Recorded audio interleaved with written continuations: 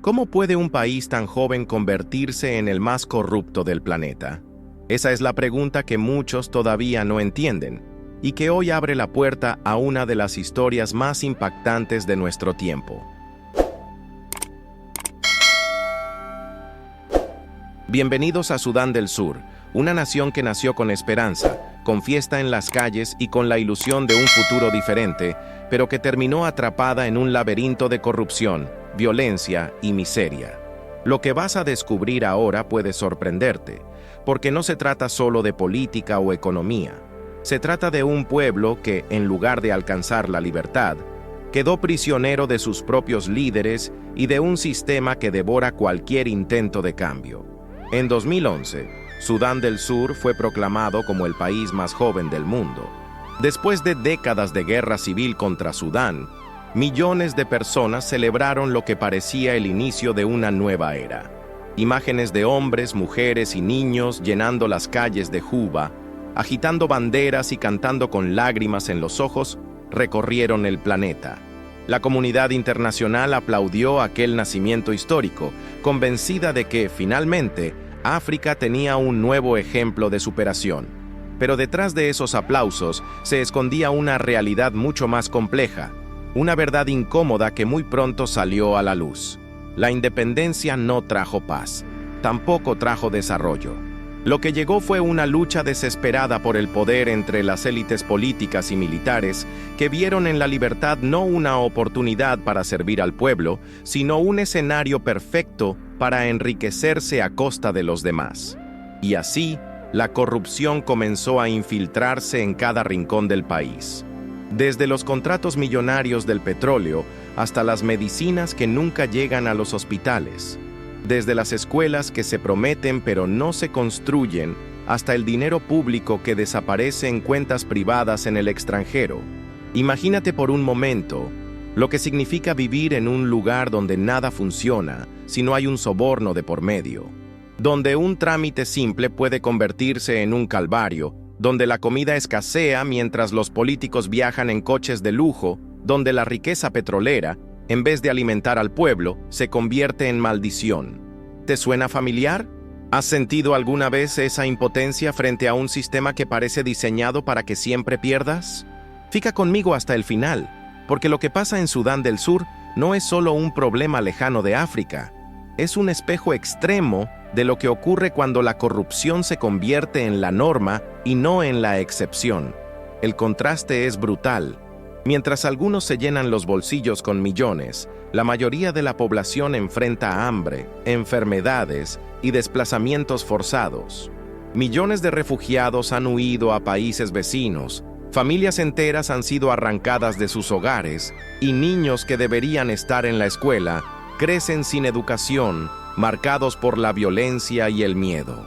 Sudán del Sur ocupa, según el Índice de Desarrollo Humano, los últimos lugares del planeta, y al mismo tiempo lidera otro ranking, el de la corrupción.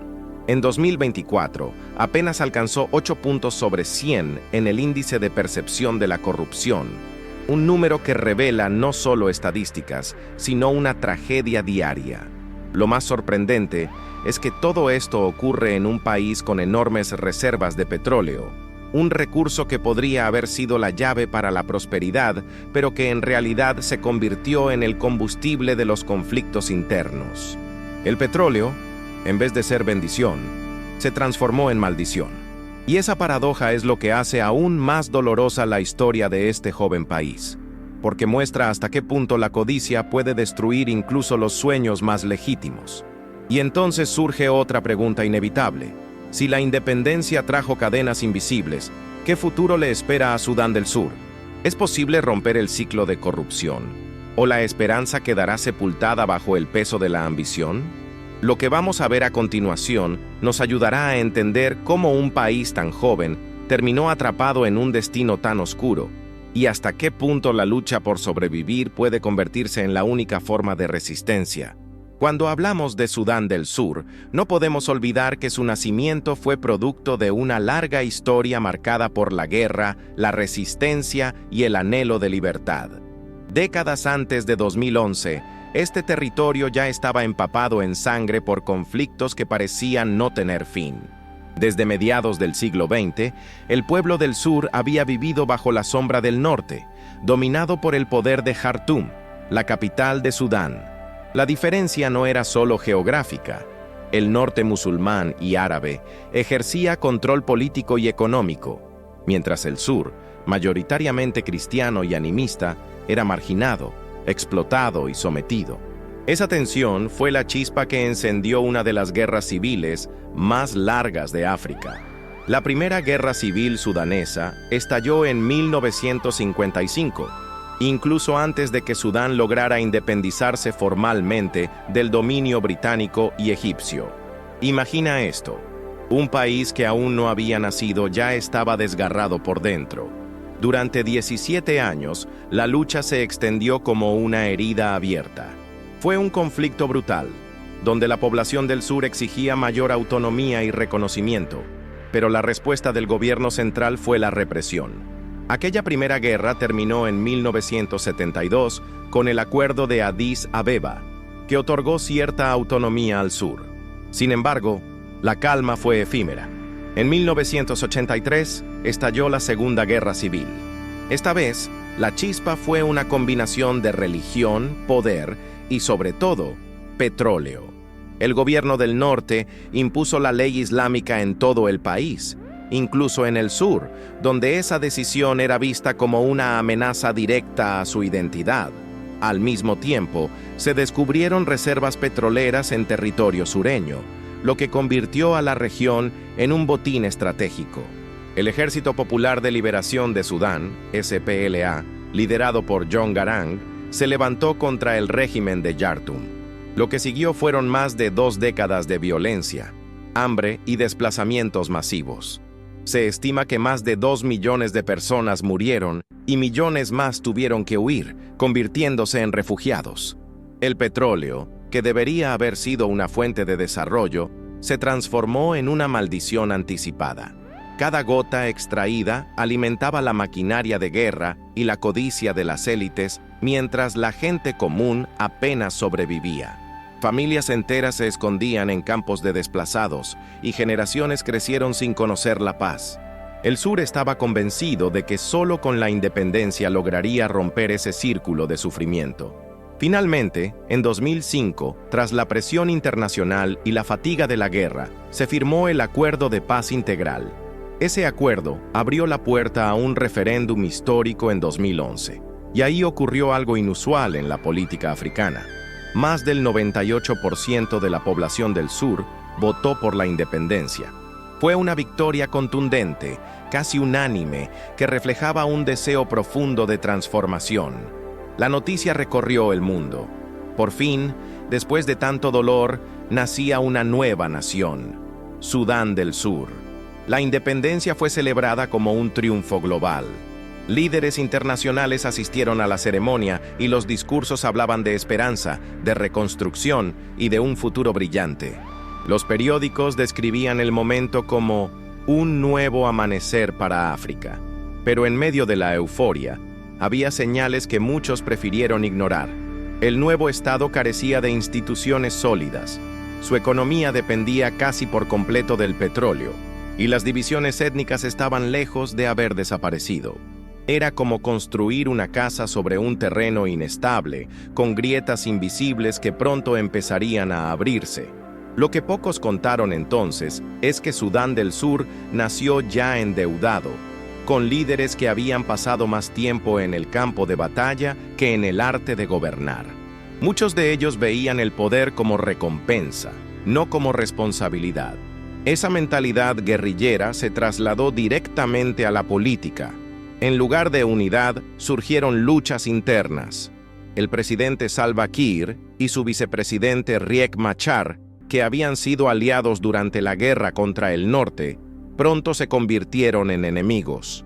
Sus diferencias étnicas, Dinka y Nuer, respectivamente, se transformaron en un conflicto abierto que estalló en 2013, apenas 2 años después de la independencia. La ilusión de libertad se quebró de golpe. Miles de personas murieron en pocos meses y otra ola de desplazamientos azotó al país. La comunidad internacional, que había celebrado con entusiasmo el nacimiento de Sudán del Sur, ahora miraba con desconcierto cómo la nueva nación se sumía en otra guerra civil. Los sueños de progreso quedaron enterrados bajo una avalancha de violencia y desconfianza. Aquí es donde la historia de Sudán del Sur se convierte en una lección sobre decisiones, mentalidad y consecuencias.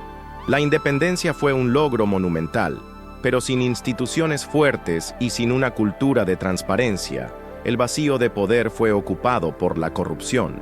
La verdad oculta detrás de la celebración de 2011 es que, desde el principio, el país estaba condenado a enfrentar enormes desafíos que ni el petróleo ni la euforia podían resolver. Ahora quiero ir aún más profundo en este asunto, porque entender el contexto histórico no es suficiente si no comprendemos cómo esas raíces de guerra y división se transformaron en el caldo de cultivo perfecto para la corrupción.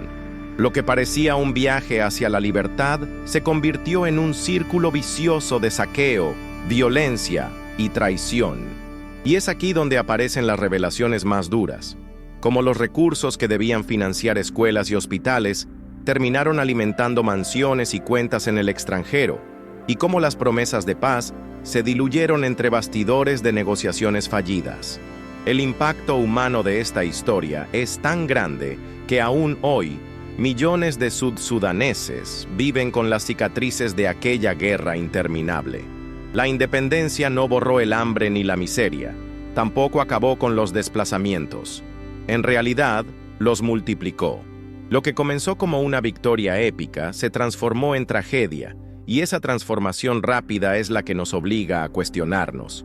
¿Qué significa realmente ser libre si no existe justicia, igualdad ni oportunidades? En este punto, más allá de los mapas y las cifras, lo que emerge es una pregunta que toca la fibra de cualquiera que escuche esta historia. ¿Puede un país tan marcado por la violencia reinventarse a sí mismo?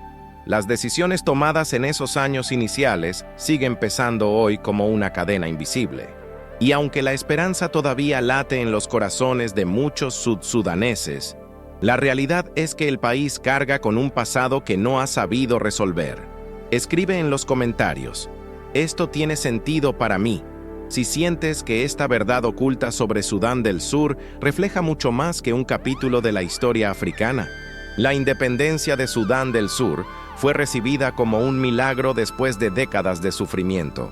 Las calles se llenaron de banderas nuevas, de cánticos de victoria y de rostros iluminados por la esperanza. Para millones de personas, aquello no era solo el nacimiento de un país, sino la promesa de que la sangre derramada, las lágrimas y los años de exilio no habían sido en vano. La comunidad internacional aplaudió con entusiasmo, convencida de que la euforia del 2011 era el punto de partida de una transformación histórica. Pero lo que parecía un comienzo glorioso, pronto se convirtió en un escenario de desilusión. La verdad oculta detrás de la celebración era que el país nacía con heridas demasiado profundas, heridas que no habían cicatrizado y que pronto volverían a sangrar. El problema no fue únicamente la fragilidad de las instituciones, sino la mentalidad de los líderes que tomaron el timón de la nueva nación. Muchos de ellos habían pasado la vida en campos de batalla, forjados en la guerra más que en el servicio público. Para ellos, gobernar no significaba construir un país, sino mantener el poder a toda costa. Esa mentalidad militarizada se tradujo en decisiones políticas que priorizaron la lealtad étnica y el control de los recursos antes que el bienestar del pueblo. Lo que debía ser un viaje hacia la unidad nacional se transformó en una lucha por quién controlaba las piezas más estratégicas del tablero. Sudán del Sur estaba conformado por una diversidad de etnias, entre ellas los Dinka y los Nuer, que representaban a los dos grupos más grandes. Durante la guerra contra el norte, esas diferencias habían quedado en un segundo plano porque había un enemigo común. Pero con la independencia, las viejas rivalidades se hicieron visibles otra vez. Y esta vez no había un enemigo externo que sirviera de pegamento. La política comenzó a dividirse siguiendo esas líneas étnicas, y los líderes avivaron esas divisiones para reforzar su propio poder. El resultado fue un ambiente tenso, cargado de desconfianza, que estalló poco después. El presidente Salva Kiir, de la etnia dinka, y su vicepresidente Riek Machar, de los Nuer, simbolizaban esa fractura. Lo que en teoría debía ser un equilibrio de poder, se convirtió en un enfrentamiento abierto. En 2013, apenas 2 años después de la independencia, la tensión explotó y el país se sumió en otra guerra civil, esta vez entre sus propios hijos. Miles de personas murieron en cuestión de semanas, y comunidades enteras fueron arrasadas por la violencia. Los sueños de prosperidad quedaron sepultados bajo el peso de la ambición política y las diferencias tribales. La desilusión fue rápida y devastadora. Aquellos que habían creído que la bandera nueva representaba un cambio real, comenzaron a sentir que habían sido engañados. El impacto psicológico de esa transformación, del éxtasis de la independencia a la desesperanza de la guerra interna, fue enorme. Familias que habían celebrado juntas en 2011, en apenas 2 años estaban huyendo de sus hogares, convertidas otra vez en refugiadas. Los campos de desplazados se llenaron de mujeres y niños, mientras los líderes del país, atrapados en su pugna de poder, parecían ignorar el costo humano de sus decisiones. El petróleo, que debía ser la fuente de prosperidad, alimentó aún más la división.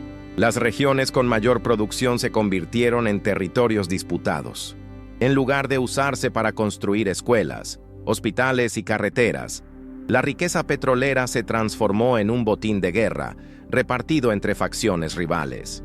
La corrupción se instaló como un sistema paralelo, visible en cada contrato firmado, en cada saco de ayuda humanitaria que desaparecía, en cada promesa incumplida. La gente común, la que había esperado tanto de la independencia, se quedó con las manos vacías. Y aquí aparece la paradoja más dolorosa. El país más joven del mundo, que debería haber sido un símbolo de esperanza, se convirtió en un símbolo de fracaso. El viaje de la ilusión a la desilusión fue tan rápido que muchos se preguntan si la independencia realmente cambió algo o si simplemente se reemplazó un amo por otro. Las decisiones tomadas por los líderes no construyeron un Estado, sino que profundizaron las divisiones. En lugar de promover un proyecto de nación, se dedicaron a asegurar su permanencia en el poder, aunque eso significara arrastrar al país al abismo. Lo más sorprendente es que la comunidad internacional, que había estado tan presente en el nacimiento de Sudán del Sur, se mostró incapaz de detener esa caída. Había demasiados intereses detrás: contratos petroleros, alianzas políticas, cálculos estratégicos. Desde los bastidores, las potencias extranjeras jugaban su propio ajedrez, mientras la población sudsudanesa pagaba el precio. Esa revelación desnuda una verdad incómoda. La independencia fue celebrada, sí, pero en parte también fue instrumentalizada, convertida en un trofeo diplomático que muchos exhibieron sin comprometerse realmente con el futuro del país. En las aldeas y ciudades, la vida cotidiana se volvió cada vez más precaria. Escuelas cerradas, hospitales sin medicinas, mercados vacíos. El impacto de esa desilusión se siente hasta hoy, y aunque el país todavía conserva símbolos de orgullo, como su bandera o su himno nacional, esos símbolos conviven con la amarga certeza de que la independencia no trajo la transformación que todos soñaban. El viaje de Sudán del Sur no es solo el relato de un país, es también un espejo que refleja lo que ocurre cuando las promesas se rompen y las decisiones se toman pensando en la élite y no en la gente. Permíteme llevarte a una capa más profunda de esta historia, porque entender cómo la euforia inicial se transformó en desilusión es apenas el inicio. Lo verdaderamente revelador es mirar cómo esas fracturas internas abrieron la puerta a un sistema de corrupción que terminó consumiéndolo todo. Desde los contratos millonarios del petróleo hasta los programas internacionales de ayuda, todo quedó marcado por un mismo patrón: el saqueo. Lo que debía ser el motor de desarrollo se transformó en un mecanismo de enriquecimiento para unos pocos, mientras el pueblo se hundía en la pobreza. Este viaje nos muestra que la independencia, en sí misma, no garantiza libertad ni prosperidad. Sin instituciones sólidas, sin líderes con una mentalidad de servicio, la independencia puede convertirse en una ilusión rota. Sudán del Sur es el ejemplo vivo de cómo la ambición y la división pueden devorar un sueño colectivo en cuestión de años. Y aunque todavía hay quienes luchan por rescatar la esperanza, la verdad oculta es que cada paso hacia adelante parece acompañado por 2 pasos hacia atrás. Escribe en los comentarios: yo también estoy en este viaje. Si sientes que esta historia de un sueño roto refleja realidades que van mucho más allá de África. Hablar de corrupción en Sudán del Sur no es una metáfora exagerada ni un recurso dramático. Es, literalmente, la esencia de su funcionamiento político y económico. Cuando se observa el índice de percepción de la corrupción elaborado en 2024, el país aparece en el último lugar, con apenas 8 puntos sobre 100. Para ponerlo en perspectiva, países que suelen ser citados como ejemplos de corrupción endémica, como Somalia, Siria o Afganistán, aparecen mejor posicionados. Sudán del Sur se ha convertido en el ejemplo más extremo de cómo un Estado puede ser devorado desde dentro por el saqueo institucionalizado. Pero lo interesante no es solo la cifra, sino todo lo que esa cifra oculta: vidas, oportunidades y esperanzas perdidas. El número 8, frío y aparentemente abstracto, esconde historias concretas. Es el funcionario que pide un soborno para tramitar un documento que debería ser gratuito. Es el hospital que nunca se construyó porque el dinero desapareció en cuentas privadas. Es el maestro que no recibe salario durante meses, mientras los presupuestos para educación son desviados a bolsillos de ministros. Es la carretera que se inaugura con discursos y banderas, pero que nunca llega a pavimentarse. Ese 8 no representa solo una estadística. Es la evidencia de un país atrapado en una espiral donde la corrupción no es la excepción, sino la norma. El impacto de esta realidad es devastador. En un país donde el 80% de la población vive en zonas rurales y depende de la agricultura de subsistencia, cada dólar robado tiene un efecto directo en la supervivencia. Cuando un contrato petrolero se firma con cláusulas secretas, el resultado es menos dinero para programas sociales. Cuando los ministros se reparten millones en comisiones ilegales, lo que falta es comida en los mercados y medicinas en las clínicas. La corrupción en Sudán del Sur no es un asunto lejano de élites. Se siente en cada plato vacío, en cada aula sin pupitres, en cada niño que muere por enfermedades prevenibles. Lo más doloroso es que el petróleo, que representa más del 90% de los ingresos del país, debería ser un motor de desarrollo. Sin embargo, las cifras muestran un patrón perverso. Millones de barriles exportados se convierten en ingresos multimillonarios que nunca llegan al presupuesto nacional de manera transparente. Informes internacionales revelan que entre 2011 y 2020, miles de millones de dólares desaparecieron en operaciones turbias, pagados como comisiones a funcionarios o depositados en cuentas bancarias en Dubái, Nairobi y Kampala. Los contratos petroleros funcionan como una red de favores donde políticos, militares y empresarios extranjeros se benefician, mientras el ciudadano común apenas sobrevive. El saqueo no se limita al petróleo. La ayuda internacional, que ha enviado miles de millones de dólares en programas humanitarios, también ha sido capturada por la corrupción. Historias abundan sobre camiones de alimentos que nunca llegan a los campamentos de refugiados, sobre medicinas revendidas en mercados negros, sobre ONGs fantasma que solo existen en papel para justificar transferencias millonarias. Es un sistema de corrupción que no conoce fronteras, donde incluso actores externos, contratistas internacionales, diplomáticos, intermediarios financieros, participan en la danza del saqueo.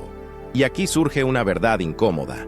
El mundo entero celebra con discursos la lucha contra la corrupción, pero en los bastidores muchas potencias han tolerado e incluso fomentado este saqueo porque se benefician indirectamente. Lo que debería ser un proceso de apoyo a un país joven se ha convertido en un mecanismo de extracción donde las élites locales sirven de intermediarias para intereses más amplios. La corrupción de Sudán del Sur, en este sentido, no es solo interna, está conectada con redes globales de lavado de dinero y tráfico de influencias. Lo más impresionante es cómo la corrupción se ha normalizado en la vida diaria. Para muchos sudsudaneses, pagar un soborno es tan común como comprar pan. Si quieres acceder a un hospital, necesitas un pago extra. Si quieres enviar a tu hijo a la escuela, debes dar dinero al director. Si eres detenido por un policía, el arreglo es parte de la rutina. No es un sistema que funcione mal, es un sistema diseñado para funcionar así. Y esa mentalidad genera un círculo vicioso. Como los salarios de los funcionarios son bajos o irregulares, ellos mismos dependen de los sobornos para sobrevivir y la cadena se repite sin fin. Permíteme llevarte a una capa más profunda de esta historia, porque detrás de las cifras oficiales, lo que realmente está en juego es la mentalidad colectiva. Cuando un país entero asume que nada puede hacerse sin sobornos, la corrupción deja de ser un crimen y se convierte en cultura. Esa transformación psicológica es quizá el daño más difícil de revertir. No se trata solo de cambiar leyes o instituciones. Se trata de cambiar mentalidades, de recuperar la confianza en que un sistema puede funcionar sin trampas. Y esa tarea, en un país donde la desilusión ha calado tan hondo, parece monumental. Las revelaciones de los informes internacionales son impactantes. Un estudio del Banco Mundial señalaba que más del 40% del presupuesto del Estado desaparece cada año en gastos no rastreables. La ONU ha documentado cómo altos oficiales del ejército controlan empresas fantasma que obtienen contratos públicos inflados. En 2019, un informe filtrado reveló que más de $500 millones en ingresos petroleros fueron desviados en solo un año. Son cifras que, por sí solas, explican por qué Sudán del Sur ocupa el último lugar en los rankings de desarrollo humano. El impacto humano de esas cifras es brutal. Mientras los líderes se reparten fortunas, Sudán del Sur enfrenta una de las tasas más altas de mortalidad infantil en el mundo. La esperanza de vida apenas supera los 55 años. Más de la mitad de la población depende de ayuda alimentaria para sobrevivir, y aún así, cada año desaparecen millones que podrían cambiar radicalmente esas estadísticas. Lo que se roba no es solo dinero, se roba el futuro. Lo fascinante, aunque doloroso, es observar cómo un país tan joven ya carga con niveles de corrupción comparables a los de estados colapsados con décadas de conflictos. Es como si Sudán del Sur hubiera nacido adulto, pero con las peores mañas del mundo político. Y esa paradoja nos invita a reflexionar sobre el impacto de las decisiones. La independencia pudo haber sido el inicio de una transformación, pero las decisiones de priorizar el saqueo sobre la construcción nacional marcaron su destino desde el primer día. Es en este punto donde uno entiende que la corrupción no es solo un problema administrativo, es una catástrofe social que define quién vive y quién muere, quién tiene acceso a un futuro y quién queda condenado. La corrupción no se mide en informes de transparencia, sino en estómagos vacíos, en madres desesperadas, en jóvenes que ven en la migración la única salida posible. Escribe en los comentarios, ¿esto tiene sentido para mí? Si crees que detrás de las cifras frías hay historias humanas que pocas veces se cuentan. Si hay un recurso que ha marcado el destino de Sudán del Sur desde su nacimiento, ese ha sido el petróleo. La riqueza que pudo haber sido el motor de una transformación histórica se convirtió en una trampa peligrosa, un espejismo que alimentó guerras, divisiones y la corrupción que vimos antes. Con más del 90% de sus ingresos nacionales dependiendo de la exportación de crudo, este país joven quedó encadenado a un recurso que parecía prometer abundancia, pero que terminó revelando una verdad oculta. El petróleo no siempre es sinónimo de prosperidad y en muchos casos, como aquí, se transforma en maldición. Cuando el sur logró la independencia en 2011, heredó la mayoría de los yacimientos petroleros que antes pertenecían a Sudán. Se calculaba que contaba con reservas de más de 3.500 millones de barriles, una cifra que despertaba interés en empresas extranjeras y generaba expectativas de riqueza inmediata. Muchos pensaban que el petróleo sería el pasaporte hacia un futuro distinto, que las escuelas se multiplicarían, que los hospitales estarían equipados, que las carreteras conectarían aldeas y ciudades. La mentalidad colectiva era que, después de tanto sufrimiento, era justo que esa riqueza se tradujera en bienestar. Pero lo que ocurrió fue exactamente lo contrario. El petróleo no tardó en convertirse en el botín más codiciado por las élites políticas y militares. Desde los bastidores del poder se organizó un sistema de reparto donde unos pocos decidían qué contratos firmar, con quién negociar y cuánto de ese dinero entraba realmente a las arcas del Estado. El resto se evaporaba en comisiones ilegales, en cuentas bancarias secretas o en lujos personales. El impacto de estas decisiones fue devastador. Mientras las cifras de exportación crecían, la pobreza extrema seguía siendo la norma para la mayoría del pueblo. Sudán del Sur cayó en lo que los economistas llaman la maldición de los recursos. Esa paradoja en la que países ricos en materias primas terminan atrapados en corrupción, guerras internas y estancamiento, en lugar de prosperidad. El petróleo, lejos de ser una bendición, se convirtió en el combustible de la ambición. Grupos armados y líderes políticos lo utilizaron como arma de negociación, como financiamiento para sus luchas y como moneda de poder. Cada gota extraída no representaba progreso, sino una nueva fuente de conflicto. El control de los campos petroleros fue, desde el inicio, uno de los puntos más sensibles. Las regiones productoras se transformaron en escenarios de violencia, donde comunidades locales eran desplazadas para garantizar que el crudo fluyera hacia los oleoductos.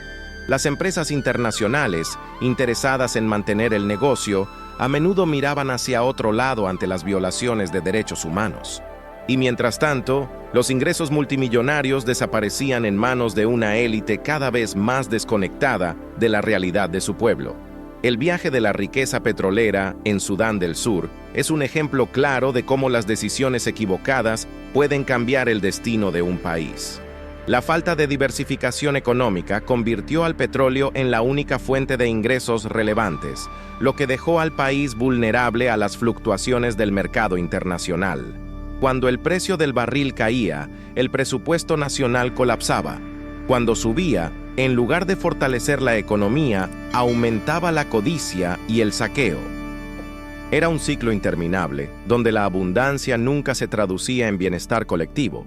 Déjame mostrarte lo que se esconde un poco más allá de la superficie, porque el petróleo no solo alimentó la corrupción y la guerra, también transformó la mentalidad de toda una generación. Para muchos jóvenes sudsudaneses, la idea de progreso quedó asociada al crudo, como si no existiera otra forma de desarrollo posible. La educación, la agricultura, la innovación tecnológica quedaron relegadas. Se instaló la creencia de que el país no necesitaba otra cosa más que extraer y vender petróleo. Y esa visión estrecha condenó a la nación a depender de un recurso volátil, en lugar de construir un proyecto de país sostenible. Las revelaciones sobre cómo se gestionaron los ingresos petroleros son alarmantes. Informes de la ONU y de organizaciones independientes han documentado que miles de millones de dólares desaparecieron en la última década. Se habla de transferencias opacas, de contratos inflados y de empresas pantalla creadas solo para canalizar sobornos. Mientras tanto, en las aldeas rurales, los niños caminan kilómetros para conseguir agua, y las madres cargan con la desesperación de no tener alimentos para sus familias. La contradicción es brutal: un país rico bajo tierra y extremadamente pobre en la superficie. Lo más duro es ver el impacto humano de esa riqueza maldita. Familias desplazadas por la construcción de oleoductos, comunidades enteras que pierden sus tierras sin recibir compensación, trabajadores locales que apenas son contratados para labores básicas mientras técnicos extranjeros se llevan los mejores salarios. El petróleo ha generado desigualdad, ha fracturado aún más el tejido social y ha reforzado un sistema en el que el poder se concentra en manos de unos pocos. Este viaje nos muestra hasta qué punto las promesas de la independencia quedaron enterradas bajo la sombra del crudo. Lo que debía ser la palanca de la transformación se convirtió en un recordatorio constante de la traición de los líderes. La mentalidad de saqueo reemplazó la mentalidad de servicio, y cada decisión se tomó pensando en el beneficio inmediato de la élite, no en el impacto a largo plazo para la nación. Y así, el petróleo dejó de ser símbolo de riqueza para transformarse en símbolo de tragedia. A nivel internacional, la situación tampoco ayudó. Países vecinos como Sudán, Uganda o Kenia se beneficiaron de los contratos petroleros, mientras Sudán del Sur quedaba atrapado en una relación desigual, pagando tarifas exorbitantes por usar oleoductos que no controlaba. Las potencias extranjeras, interesadas en asegurar el acceso al crudo, optaron por la estabilidad de los negocios antes que por la justicia social. Una vez más, lo que parecía un viaje hacia la independencia se reveló como un entramado de intereses ocultos, donde el pueblo quedó relegado al último lugar. Hoy, más de una década después de la independencia, el petróleo sigue marcando el pulso del país. Cada presupuesto nacional depende de él. Cada negociación política lo incluye. Cada guerra lo tiene como telón de fondo. La paradoja se mantiene. Un recurso que podría haber financiado escuelas, hospitales y carreteras, pero que en la práctica alimenta mansiones, cuentas en el extranjero y conflictos interminables. Es aquí donde la historia de Sudán del Sur nos obliga a reflexionar sobre el verdadero significado de la riqueza. ¿De qué sirve tener oro negro bajo la tierra si no hay pan sobre la mesa? ¿Qué impacto tiene un recurso estratégico si no logra transformar la vida de quienes más lo necesitan? La verdad oculta es que el petróleo, sin transparencia ni justicia, se convierte en un arma de destrucción silenciosa, más poderosa que cualquier fusil. Escribe en los comentarios, yo también estoy en este viaje. Si crees que la riqueza, sin una mentalidad de servicio, puede ser tan peligrosa como la pobreza. Hablar de corrupción a veces parece abstracto, como si fueran solo cifras, informes internacionales y discursos técnicos. Pero en Sudán del Sur, la corrupción se traduce en la vida diaria de millones de personas. Aquí no se trata de números en un papel, sino de realidades que golpean cada mañana. Niños que caminan kilómetros sin zapatos para encontrar agua turbia. Madres que hacen colas interminables para recibir un saco de cereal de ayuda humanitaria que quizá nunca llegue. Jóvenes que sueñan con estudiar pero se encuentran con aulas vacías, sin maestros, sin libros, sin futuro. La vida cotidiana en el país más corrupto del mundo es un retrato doloroso de lo que significa cuando la ambición de unos pocos arrasa con la esperanza de todos. En las aldeas rurales, la falta de escuelas es una constante. Muchos niños no han visto nunca un pupitre ni conocen lo que es un cuaderno. Los que logran asistir a clases lo hacen en chozas improvisadas, bajo árboles o en edificios que se caen a pedazos. Los maestros, mal pagados o directamente sin salario, abandonan sus puestos, dejando a generaciones enteras sin acceso a la educación. Y lo más impactante es que el presupuesto para la enseñanza existe en los documentos oficiales, solo que ese dinero desaparece en el camino, atrapado en la telaraña de la corrupción. Así, la promesa de futuro se convierte en una verdad oculta. Un país condenado a repetir sus errores porque no invierte en la transformación de sus jóvenes. En los hospitales, la situación no es diferente. La mayoría de los centros de salud carecen de lo más básico: medicamentos, camas, material de higiene. Es común ver enfermos acostados en el suelo, atendidos apenas con improvisación y esperanza. Enfermedades prevenibles como la malaria, el cólera o la diarrea matan a miles cada año, no por falta de tratamientos en el mundo, sino por decisiones internas que permiten que los fondos destinados a la salud terminen en cuentas privadas. El contraste es brutal. Mientras las élites políticas viajan a clínicas de lujo en Kenia o en Uganda, la gente común enfrenta la crudeza de hospitales vacíos, donde incluso los doctores confiesan que poco pueden hacer. La falta de agua potable es otra marca de la vida diaria. Sudán del Sur es un país atravesado por el río Nilo, pero millones de personas no tienen acceso a agua segura. En barrios enteros, mujeres y niños recorren largas distancias cargando bidones pesados, solo para encontrar charcos contaminados que luego se convierten en focos de enfermedades. El agua, ese recurso esencial para la vida, se ha transformado en un lujo. Y aquí la corrupción vuelve a aparecer. Proyectos internacionales para construir pozos y sistemas de distribución son anunciados con pompa, pero rara vez se concretan. Los fondos se evaporan, dejando a la población con promesas vacías y con sed real. El hambre es otra consecuencia inevitable. Más de la mitad de la población depende de la ayuda alimentaria para sobrevivir. Y aún así, esa ayuda no siempre llega. Camiones con sacos de cereal son desviados, vendidos en mercados negros o utilizados como herramienta política para premiar a comunidades leales y castigar a las que no lo son. El impacto de estas decisiones se siente en los huesos de los más vulnerables. Niños con desnutrición severa, vientres hinchados por la falta de proteínas, generaciones enteras marcadas por la ausencia de lo más básico. El alimento se convierte en arma, y la gente común queda atrapada en un juego cruel. Los refugiados y desplazados internos son parte del paisaje cotidiano. Millones han tenido que abandonar sus hogares debido a los enfrentamientos armados o a la violencia intercomunitaria. Viven en campamentos improvisados, en condiciones precarias, dependiendo de la solidaridad internacional. Pero incluso allí, donde la vida debería encontrar un respiro, la corrupción aparece de nuevo. Raciones reducidas, materiales de ayuda desviados, líderes locales que negocian con la desesperación de los más pobres. La vida de los desplazados es un espejo donde se refleja con crudeza el impacto real de la corrupción. Gente sin techo, sin tierra, sin identidad, condenada a sobrevivir día tras día.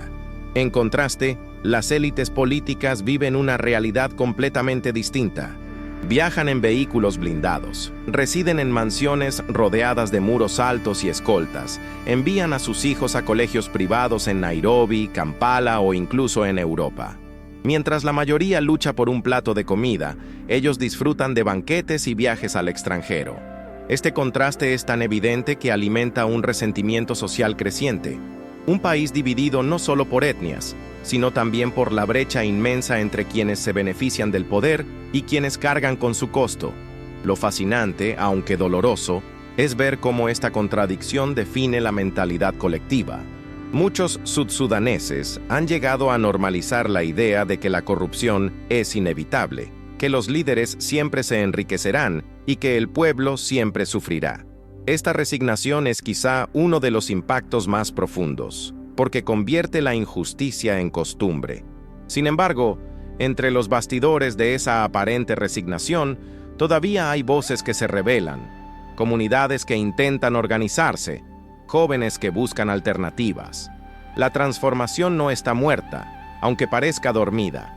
Quiero que vayamos un paso más al fondo de esta verdad oculta, porque la vida cotidiana no es solo un reflejo del presente, también es un indicador del futuro.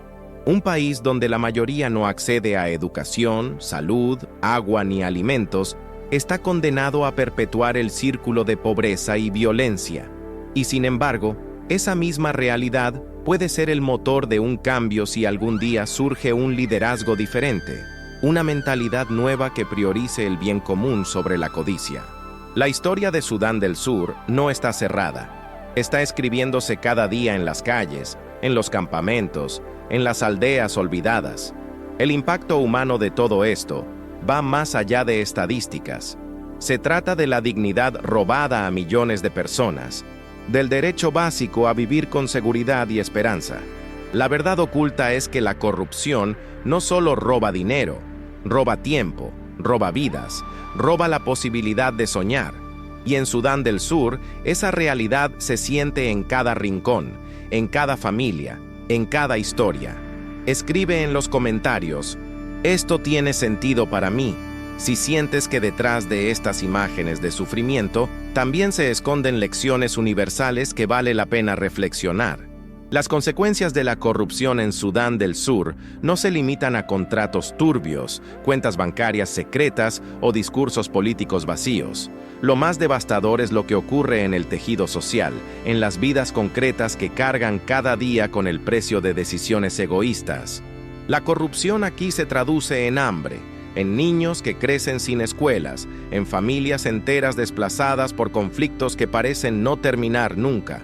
Se convierte en un dolor silencioso que atraviesa generaciones y que ubica al país en los últimos puestos del índice de desarrollo humano. La primera y más brutal consecuencia es el hambre. En un país con enormes reservas petroleras y tierras fértiles, resulta casi incomprensible que más de la mitad de la población dependa de la ayuda humanitaria para comer. Pero la explicación está en la manera en que los recursos son gestionados.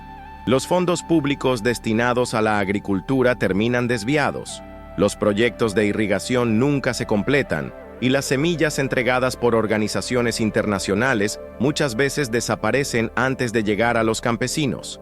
Así, la gente cultiva apenas lo que puede en pequeñas parcelas, sin apoyo técnico ni infraestructura, quedando vulnerable a las sequías, a las plagas y a los ciclos de violencia que interrumpen la vida rural. El resultado son miles de niños con desnutrición severa, cuerpos frágiles que revelan una verdad oculta. El hambre no es producto de la falta de alimentos, sino de decisiones políticas que priorizan la riqueza de unos pocos sobre la supervivencia de todos. La educación, que debería ser la base de cualquier transformación social, es otro de los grandes sacrificados. Sudán del Sur tiene una de las tasas de analfabetismo más altas del mundo. En las aldeas, miles de niños nunca han pisado una escuela. Las pocas que existen están colapsadas, con aulas abarrotadas y maestros que trabajan sin materiales ni apoyo. Muchos abandonan su labor porque no reciben salarios regulares, mientras los presupuestos destinados al sector educativo se esfuman en contratos inexistentes o en cifras infladas. Esto no solo condena a una generación a crecer sin herramientas para enfrentar el futuro, sino que perpetúa la mentalidad de dependencia y resignación. Un pueblo sin educación es un pueblo sin voz, sin capacidad de exigir cambios profundos, atrapado en un círculo de silencio. Los desplazados internos son otra muestra palpable del impacto humano de esta corrupción. Los conflictos entre comunidades, muchas veces incentivados por líderes que buscan controlar territorios ricos en recursos, obligan a miles a abandonar sus hogares.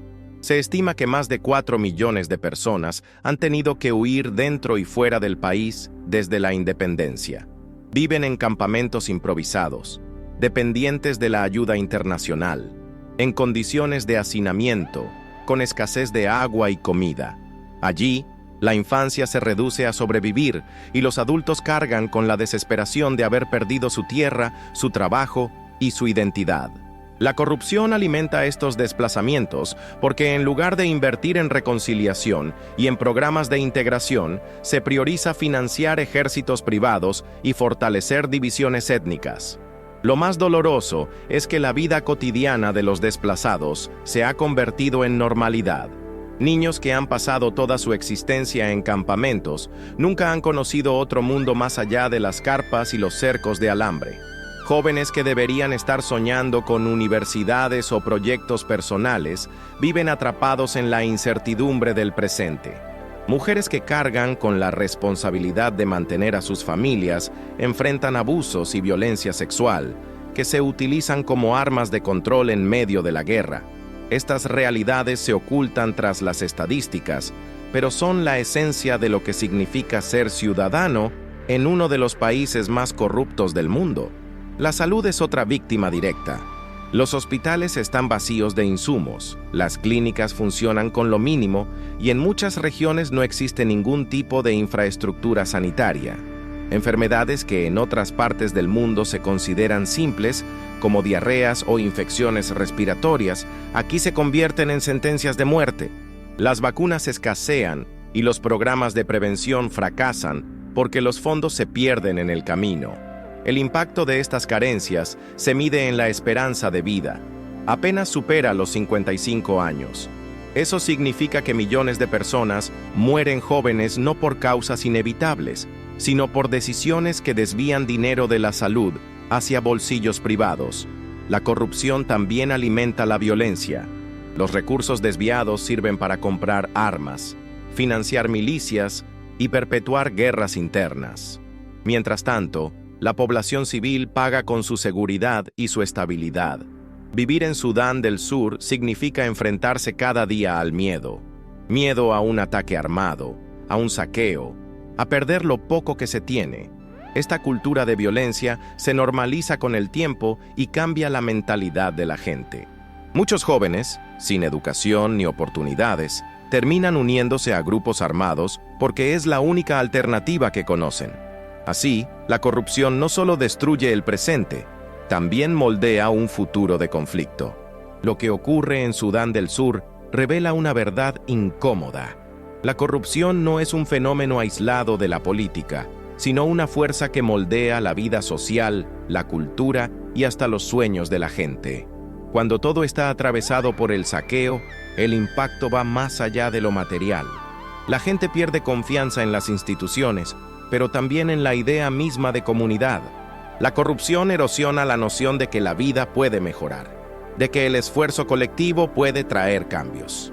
Y esa pérdida de esperanza es tal vez la consecuencia más devastadora de todas. La transformación que podría haber surgido con la independencia fue reemplazada por una mentalidad de sobrevivencia.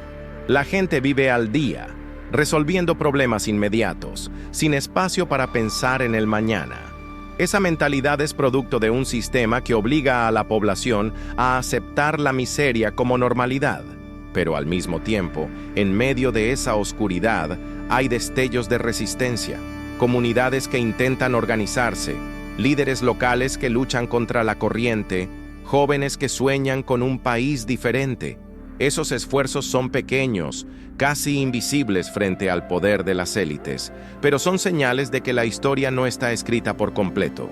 Ahora quiero sumergirme contigo en lo más profundo de esta cuestión, porque cuando entendemos que el hambre, la falta de educación, los desplazamientos y la violencia no son accidentes, sino consecuencias directas de la corrupción, podemos ver el verdadero rostro de esta tragedia. No se trata solo de malas decisiones. Se trata de un sistema diseñado para mantener a la mayoría en la pobreza mientras una minoría se enriquece. Y al mirar estas realidades de frente, descubrimos que lo que ocurre en Sudán del Sur no es solo un drama africano, sino una lección universal sobre el impacto de la ambición sin límites. El viaje por estas consecuencias humanas nos obliga a pensar en lo que significa realmente el desarrollo. No basta con tener recursos naturales, no basta con firmar acuerdos de paz o recibir ayuda internacional. Si no hay una mentalidad diferente en el liderazgo, si no hay instituciones que funcionen con transparencia, todo esfuerzo se convierte en arena que se escurre entre los dedos. Y mientras tanto, la gente común paga con hambre, enfermedad y desesperanza. Comenta, esto tiene sentido para mí. Si crees que la historia de Sudán del Sur muestra cómo la corrupción puede destruir no solo gobiernos, sino también vidas enteras. Hablar del futuro de Sudán del Sur es entrar en un terreno lleno de incertidumbre, contradicciones y esperanzas frágiles. Este país, que nació en 2011 con la ilusión de ser un ejemplo de libertad y dignidad, hoy carga con una realidad marcada por hambre, violencia y corrupción. Y sin embargo, a pesar de todo el dolor acumulado, todavía late en su gente una chispa de esperanza, un anhelo profundo de transformación que se resiste a morir. La gran pregunta es, ¿podrá este país romper el círculo de tragedias que lo persigue o quedará condenado a repetirlo generación tras generación? Mirar hacia adelante exige analizar primero lo que ocurre hoy. Sudán del Sur sigue dependiendo casi por completo del petróleo, con una economía frágil y sin diversificación. Las instituciones estatales están debilitadas, muchas veces capturadas por intereses personales o étnicos, y la corrupción parece impregnar cada rincón de la vida política. Todo esto hace que hablar de desarrollo parezca una utopía. Y sin embargo, la historia nos muestra que incluso en los escenarios más oscuros puede surgir un giro inesperado, una verdad oculta que cambia el rumbo de los acontecimientos. Una de las claves del futuro será la capacidad de los líderes de tomar decisiones diferentes. Hasta ahora, la mentalidad predominante ha sido la de acumular riqueza y poder a costa del pueblo. Pero el país necesita un cambio radical de mentalidad. Pasar de una política de saqueo a una política de servicio, de ver la independencia como un botín a verla como una responsabilidad. Este cambio no es fácil, porque implica renunciar a privilegios y romper con estructuras que se han consolidado durante años. Sin embargo, sin esa transformación interna, cualquier plan de desarrollo quedará en papel mojado. El futuro también depende de la presión internacional. Desde los bastidores, muchas potencias han tolerado la corrupción de Sudán del Sur porque se benefician del acceso a su petróleo y de su posición estratégica en África Oriental. Pero si la comunidad internacional decide ejercer presión real, condicionando ayuda financiera, imponiendo sanciones a corruptos, apoyando a líderes reformistas, podría forzar un cambio en la dinámica interna. Claro, no basta con discursos de condena. Lo que se necesita es un compromiso auténtico, que ponga a la gente en el centro y no solo a los intereses económicos. La sociedad civil es otro factor crucial. Aunque debilitada por años de guerra y represión, existen movimientos locales, organizaciones juveniles, líderes comunitarios y mujeres que luchan todos los días por mantener viva la esperanza. Ellos representan la semilla de un futuro distinto. Jóvenes que, a pesar de crecer entre la violencia y la pobreza, buscan educación, se organizan en comunidades y sueñan con un país que no esté marcado por la corrupción. Mujeres que, cargando con el peso de la guerra y la supervivencia, se convierten en motor de resiliencia, sosteniendo familias enteras mientras los hombres combaten o huyen. En esos espacios invisibles, lejos de las cámaras y de los titulares, es donde se teje lentamente la posibilidad de un mañana diferente. Pero el reto es enorme. Sudán del Sur sigue siendo uno de los países con peor índice de desarrollo humano del planeta. La esperanza de vida es baja, la mortalidad infantil es altísima, y millones dependen de la ayuda humanitaria. Los desplazamientos continúan, la violencia interétnica no desaparece, y el Estado no logra consolidar su autoridad más allá de las grandes ciudades. En estas condiciones, imaginar un futuro de prosperidad parece un sueño distante. Sin embargo, muchos cambios en la historia comenzaron como sueños imposibles. La verdad oculta detrás de la aparente condena es que el pueblo sudsudanés ha demostrado una capacidad de resistencia impresionante. Sobrevivió a décadas de guerra contra el norte, a desplazamientos masivos, a hambrunas, y aún así sigue en pie. Esa resiliencia puede convertirse en la base de una reconstrucción. El desafío es canalizar esa fuerza hacia un proyecto colectivo. No basta con resistir, hace falta transformar esa resistencia en un plan de nación. El futuro también estará marcado por las decisiones que tomen los jóvenes. Más del 70% de la población de Sudán del Sur tiene menos de 30 años. Son ellos quienes cargarán con el peso del mañana. Si logran romper con la mentalidad de resignación y apuestan por la educación, la organización comunitaria y la exigencia de transparencia, pueden convertirse en la generación que cambie el rumbo. Pero si la desesperanza se impone y siguen viendo en la migración o en las armas la única salida, el país corre el riesgo de prolongar indefinidamente su tragedia. Ahora quiero sumergirme contigo en lo más profundo de esta cuestión, porque pensar en el futuro de Sudán del Sur no es solo un ejercicio de análisis político, es un espejo donde se reflejan preguntas universales. ¿Qué ocurre cuando un país nace sin bases sólidas? ¿Qué pasa cuando la independencia no garantiza justicia ni igualdad? ¿Cómo se rompe un ciclo de violencia y corrupción que parece eterno? Estas preguntas no pertenecen únicamente a África. Son lecciones para cualquier nación que enfrenta la tentación de la ambición desmedida y la fragilidad institucional. El viaje hacia un futuro diferente requiere reconocer las revelaciones que nos deja el presente. La primera es que no habrá desarrollo sin paz real. Mientras las comunidades sigan divididas por enfrentamientos étnicos y los líderes usen esas divisiones como herramientas de poder, cualquier intento de progreso se desmoronará. La segunda es que no habrá paz sin justicia. Los crímenes cometidos, los saqueos, las violaciones y las masacres no pueden quedar impunes.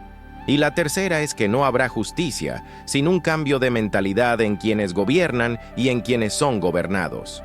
La transformación del futuro de Sudán del Sur no es solo política, es cultural, espiritual y social. En este contexto, el papel de la comunidad internacional, de las organizaciones regionales y de la sociedad civil será determinante. Pero al final, la clave está en la decisión del propio pueblo sudsudanés, porque el futuro no se impone desde afuera, se construye desde adentro, desde la mentalidad de cada ciudadano, desde la voluntad colectiva de no aceptar más la corrupción como norma. Lo que está en juego no es solo el destino de un país joven, sino la posibilidad de demostrar que incluso en los escenarios más oscuros puede surgir luz. La historia de Sudán del Sur está llena de tragedias, pero también de resistencia. Y esa resistencia puede ser la base de un futuro inesperado. La pregunta sigue abierta. ¿Será esperanza o condena? Escribe en los comentarios. Yo también estoy en este viaje. Si crees que el futuro de Sudán del Sur, a pesar de todo, todavía puede escribirse de una manera distinta si llegaste hasta aquí, es porque este viaje por la historia de Sudán del Sur realmente te habló de alguna manera. Y si este tipo de contenido te aporta valor, te invito a suscribirte al canal para seguir descubriendo juntos verdades ocultas, historias que transforman la manera en que vemos el mundo y revelaciones que rara vez aparecen en los titulares. Déjame una señal en los comentarios escribiendo: estoy contigo hasta el final. Así sabré que fuiste parte de esta conversación completa y que compartiste cada paso de este recorrido conmigo. Y claro, deja tu like si sentiste conexión con lo que contamos aquí, porque ese pequeño gesto ayuda a que sigamos construyendo juntos esta comunidad de curiosos que buscan entender más allá de lo superficial. Ahora no te detengas aquí. Hay un video al lado que complementa perfectamente lo que acabamos de explorar. Haz clic y continúa conmigo ese viaje. Estoy seguro de que lo que encontrarás allí también te va a sorprender.